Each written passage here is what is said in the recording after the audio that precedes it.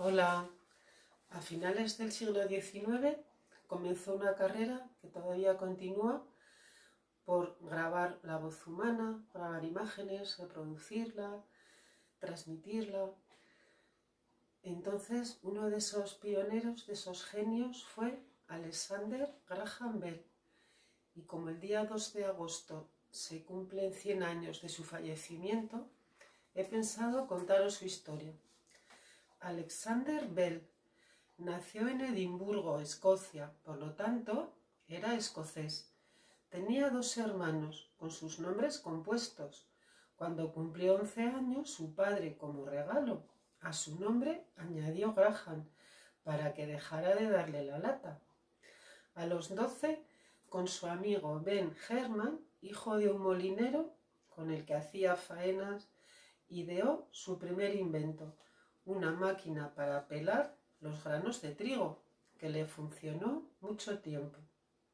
Alec tocaba el piano a su manera, leía poesías y hacía ventriloquía para entretener a la familia.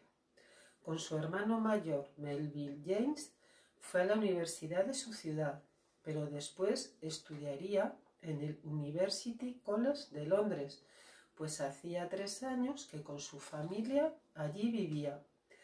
Desde niño le encantaba averiguar cosas del sonido y la audición, ya que su madre, cuando él era pequeño, sorda, se quedó. Su padre, su tío y su abuelo en la elocución eran expertos y enseñaban terapia del habla para que los sordos la recuperaran. Su familia pensó que por ahí su vida se encaminaría, ya que estudiaba acústica, pero al morir sus hermanos dejó la universidad y emigró con sus padres a Canadá para curar su enfermedad. A los 24 años a Boston se mudaron. En 1872 allí abrió su propia escuela de fisiología vocal y mecánica del habla, es decir, de logopedia. Una de sus alumnas fue Helen Keller, sorda y ciega por unas fiebres. Aprendió braille, el alfabeto de los ciegos, el lenguaje manual de los sordos, y comenzó a articular luego. En ese tiempo también conoció a un abogado bostoniano, Gardiner Green Hubbard, que en su patrocinador financiero y en su suegro se acabó convirtiendo. Su hija Mabel, a los 5 años, sorda, se había quedado. A los 15, Alexander le dio clases y a pesar de la diferencia de edad de casi 10 años, se enamoraron. El 11 de julio de 1877 se casaron, pocos días después de haber fundado la Bell Telephone Company, su compañía telefónica. Como regalo de bodas, dio a su novia todas menos 10 de sus 1.497 acciones de su nueva y flamante empresa. Fueron de viaje a Europa, donde conocieron a la reina Victoria, a la que hizo una demostración del invento en su castillo de Osborne. Tuvieron 4 hijos, 2 niñas, Elsie y Marian, y 2 niños, que murieron en la infancia. Durante 30 años había sido el telégrafo de Morse el encargado de enviar y recibir mensajes transmitiendo señales eléctricas a partir de los cables, pero uno cada vez. Como Alexander conocía la naturaleza del sonido, se permitía imaginar el transmitir muchos mensajes por el mismo cable al mismo tiempo, algo que nadie había conseguido. En su cabeza estaba el telégrafo múltiple o armónico. 2 padres de alumnos sordos ricos de su instituto Bell le ayudaron con dinero para que continuase con sus experimentos. Contrataron a un electricista calificado, Thomas Watson, para que no se desviara de su trabajo, ya que Alexander quería construir un aparato que convirtiera los sonidos en impulsos eléctricos y se llamaría teléfono. no solo puntos y rayas del telégrafo. La voz humana viajaría a todos lados. Lejos de llevarle la contraria, Watson lo que hacía admiraba, realizando el trabajo eléctrico que precisaba para hacer su sueño realidad. No le contaron nada a Hubbard y el 2 de junio de 1875, mientras experimentaban con su telégrafo armónico, Bell y Watson descubrieron que podía transmitirse el sonido a través de un hilo de metal. El 7 de marzo de 1876, en la Oficina de Patentes de Estados Unidos, el invento quedó registrado con el número 174465. El 10 de marzo, 3 días después de patentarlo, escribió en su diario: «Señor Watson, venga aquí, quiero verle». Las primeras palabras en la historia transmitidas telefónicamente. Y el señor Watson fue.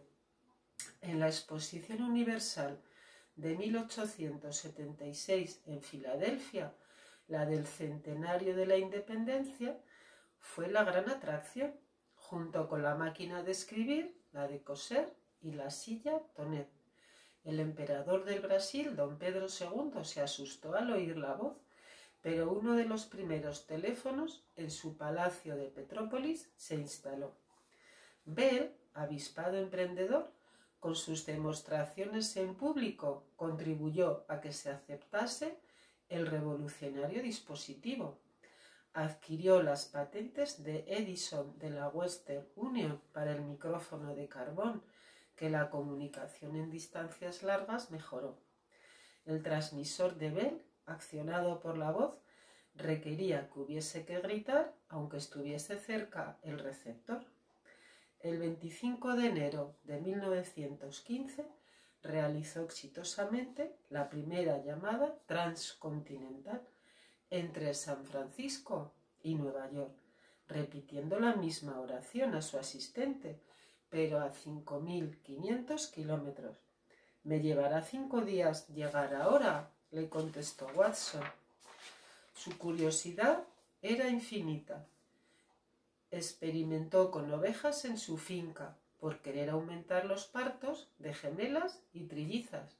Construyó un detector de metales para localizar una bala alojada en el cuerpo del presidente Garfield tras un atentado.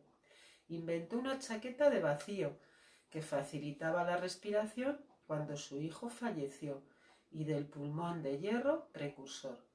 Trabajó en métodos para desalar el agua del mar, inventó el audiómetro, experimentó con reciclaje de energía, con combustibles alternativos, con hélices, cometas, arquitectura. Con 4 amigos ingenieros que se unieron para crear vehículos aéreos, produjeron 4 aviones a motor, el mejor de los cuales, el Silver Dart, realizó un exitoso vuelo a Canadá. Mabel, su mujer, lo financió. Su principal fuente de ingresos era el trabajo con quienes no oían, por ello seguía estudiando el sonido. Inventó el fotófono, un dispositivo que, estos en un haz de luz, se transmitían, base de la fibra óptica y del láser de hoy en día. Hizo que el fonógrafo de Edison fuese viable comercialmente, patentado como gramófono en 1886. Sus últimos 10 años de vida mejoró los diseños de hidroalas, con un récord mundial de velocidad en el agua que no se batió hasta 1963.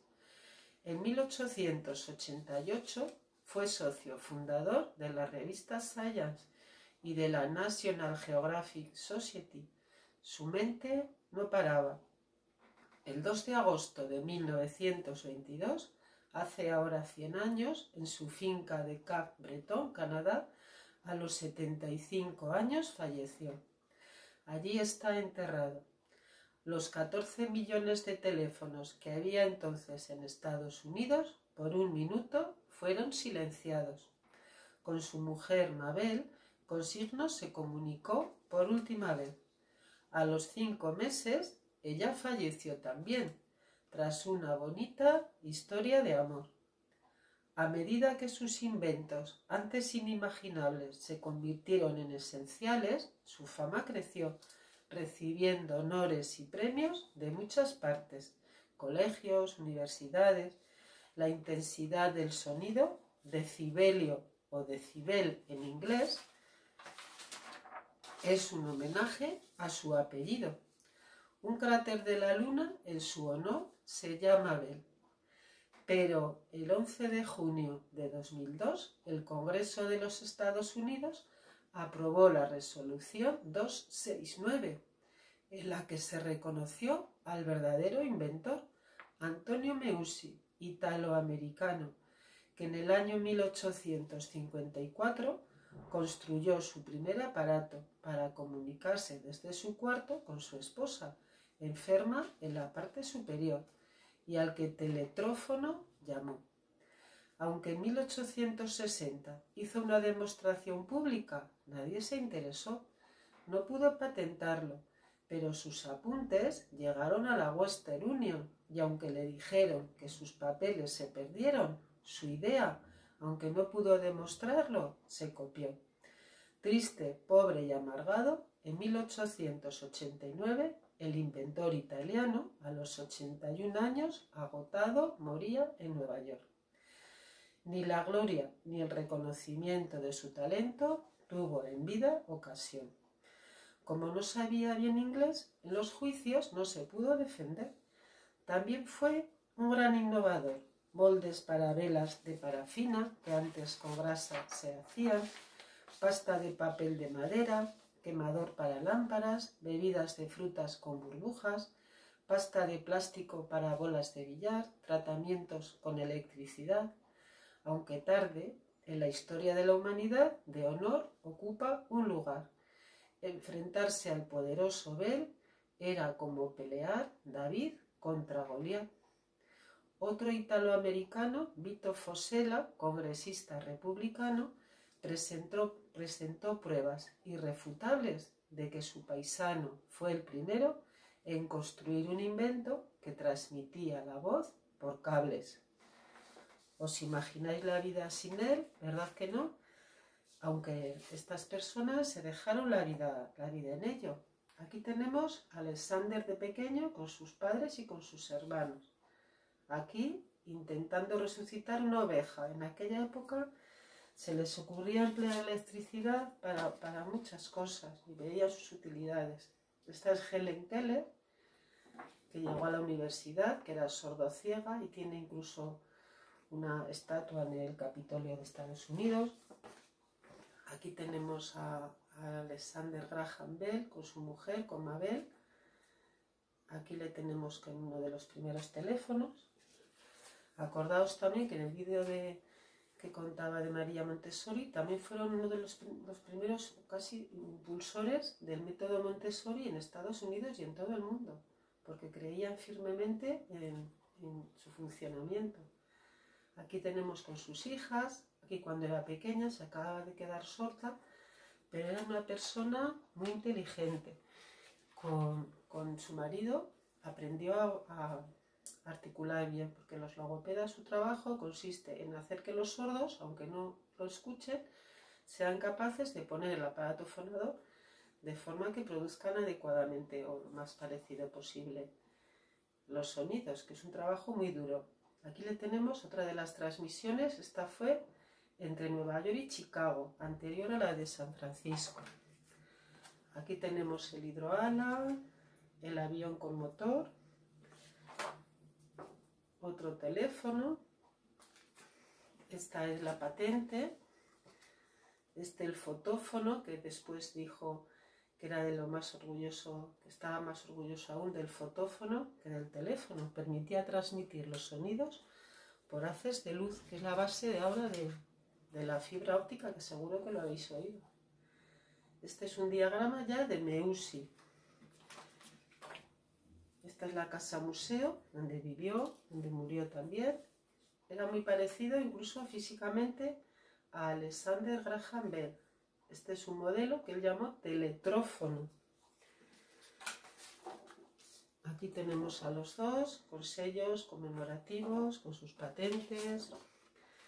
Aquí tengo el Congreso de Estados Unidos cuando reconoció a Meucci su invención, la resolución 269 del 11 de junio de 2002, que dice: la vida y obra de Antonio Meucci deben obtener un justo reconocimiento y debe serle atribuida la invención del teléfono.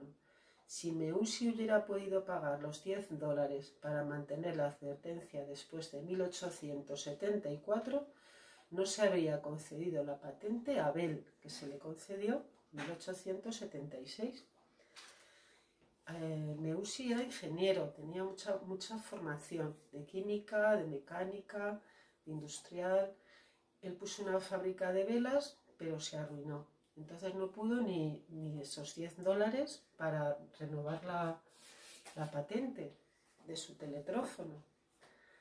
Aquí tengo como curiosidad que he nombrado en la exposición universal la silla Tonet, que junto con la máquina de escribir y la de coser fueron muy importantes en ese momento. Pero la estrella en esa exposición fue el teléfono. Fijaos que entonces la gente tenía mucha reticencia. Bell se empeñó y hacía demostraciones para que vieran que no pasaba nada. Pero incluso pensaban que se podían transmitir enfermedades a través de los cables, de los hilos. Entonces era muy complicado darse a conocer y sobre todo que la gente confiase y utilizase el aparato. Dijo también Graham Bell: grandes descubrimientos y mejoras implican invariablemente la cooperación de muchas mentes. Él también creía en el trabajo en equipo, tanto en la National Geographic como el señor Watson, como después con otros ingenieros, cuando la aeronáutica. Él creía mucho en trabajar todos juntos. Cada uno aportaba sus cosas, su parte.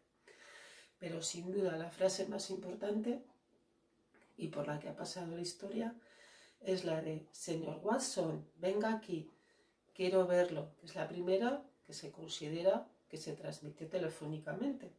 En inglés sería: Mr. Watson, come here, I want to see you. Bueno, sabéis que mi inglés no es muy bueno. Espero que os haya gustado. En Nueva York, en la biblioteca pública, el otro día escuché por la radio que había una parte con todos los cilindros, muchas grabaciones sonoras de esa época, sobre todo también de Edison, que estaban ahí guardados y que los están digitalizando, porque es una información muy importante para conocer esa época, sobre todo grabaciones de canciones, de óperas, en el sonido original de entonces. Fijaos qué curioso. Bueno, espero que os haya gustado y pensar que gracias a ellos pues ahora tenemos el teléfono y sobre todo el móvil, que en él tenemos ya nuestra cámara de vídeo, nuestra cámara de fotos en tan poco espacio. Bueno, y si alguno se anima con la ingeniería o con la logopedia, pues espero que os haya servido para que os animéis. Venga, un beso. Hasta luego.